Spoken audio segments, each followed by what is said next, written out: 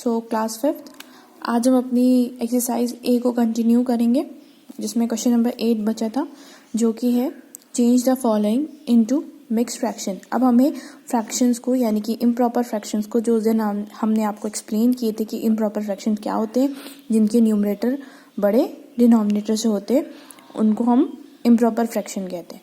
तो इन improper fraction को हम मिक्स फॉर्म में कैसे कन्वर्ट करते हैं, तो उसके लिए हमें क्या करना होगा, हम पहले डिवाइड करेंगे। जो हमारा डिनोमिनेटर है, डिनोमिनेटर को हम बाहर रखेंगे, न्यूमरेटर को हम अंदर रखेंगे। तो उसको यानी कि डिनोमिनेटर को न्यूमरेटर से डिवाइड करेंगे। तो डिवाइड हम जैसे नॉर्मली सिंपली करते आए हैं वैसे ही करेंगे। 2 1 2 होता है, हमने लेस किया, हमारा रिमाइंडर 1 आ गया। अब हम इसको मिक्स फॉर्म में चेंज करेंगे। तो जो हमारा डिनोमिनेटर होता है वो हमारे डिनोमिनेटर के प्लेस पे रहेगा, जिससे हमने उसको डिवाइड किया, यानी कि जो हमारा क्वोटिएंट होता है वो हमारा यहाँ साइड में आता है, और जो हमारा रिमाइंडर लेफ्ट होता है वो हमारा यहाँ पे आता है, यानी कि न्यूमरेटर में आता है। ओके, नेक्स्ट देखते हैं। 15/8 है, तो 8 हमारा क्या है, डिनोमिनेटर, और 15 हमारा क्या है, न्यूमरेटर है। हमेशा इम्प्रॉपर फ्रैक्शन ही मिक्स फॉर्म में चेंज होगा, कभी प्रॉपर फ्रैक्शन मिक्स फॉर्म में चेंज नहीं होगा। तो 8 को हमें 15 से डिवाइड करना है। तो 8 1 8 होता है और 8 2 16 होता है। 16 इससे बड़ा हो जाएगा, इसलिए हम 8 1 8 करेंगे। 8 1 8 किया, 15 - 8, तो लेफ्ट क्या हुआ, 7 हुआ। तो अब 7 हमारा न्यूमरेटर होगा, जो हमारा रिमाइंडर होगा वो हमारा न्यूमरेटर बनता है, और जिससे हमने डिवाइड किया, यानी कि जो हमारा क्वोटिएंट है वो हमारा होल नंबर होता है। तो 8 1 8, 8 + 7 15। ठीक है, तो आपको CDE अपने आप से करने हैं इसमें। अब हम एक्सरसाइज बी पे आएंगे अपनी। हमें ब्लैंक स्पेसेस दिए गए और इक्विवेलेंट फ्रैक्शन हमें फिल करने हैं। इक्विवेलेंट फ्रैक्शन क्या होते हैं कि जो भी हमें फ्रैक्शन इस साइड पे दिया हो या इस साइड पे दिया हो, किसी भी साइड पे दिया हो, तो दोनों एक दूसरे के इक्वल फ्रैक्शन हो। वो कैसे पता चलेगा हमें, देखिए हमें 2/5 दिया है और हमें न्यूमरेटर दिया है, यहाँ पर डिनोमिनेटर में फाइंड आउट करना है।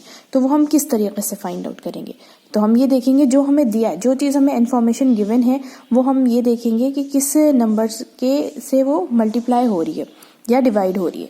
तो अभी ये हमारा यहाँ पर छोटा नंबर है आगे की तरफ, और पीछे की तरफ बड़ा नंबर है। तो जब आगे की तरफ छोटा नंबर हो और पीछे की तरफ बड़ा नंबर, यानी कि हमें बड़ा फाइंड आउट करना हो, तब हम क्या करेंगे, मल्टीप्लाई करते हैं।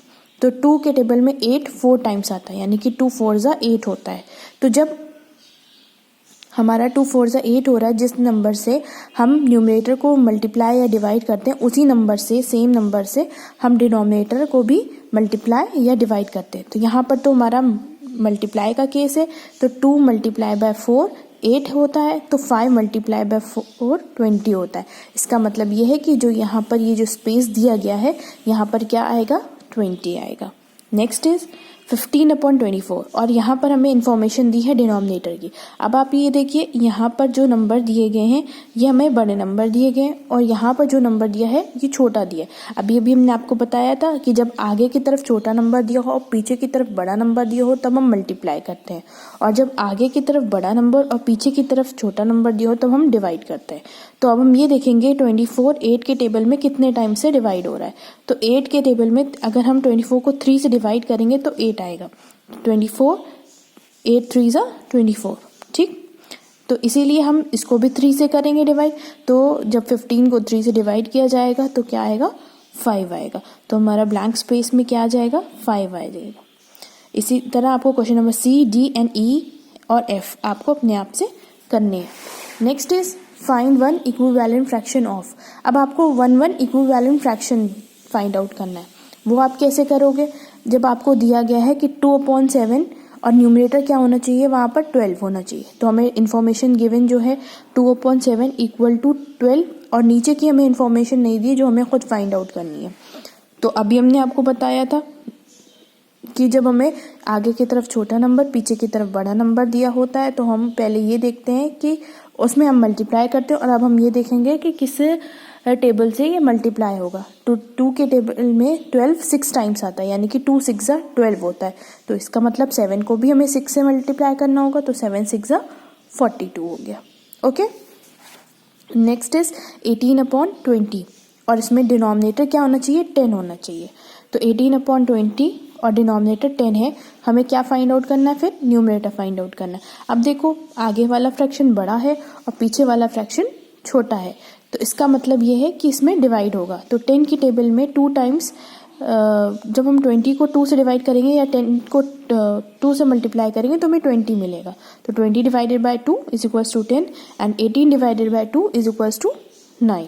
I hope it is clear. अब हमारा नेक्स्ट टॉपिक है reduce the following fraction to their lowest form. अब हमें रिड्यूस करना है। रिड्यूस करना क्या होता है कि हमें उसको छोटे फॉर्म में लेके आना होता है।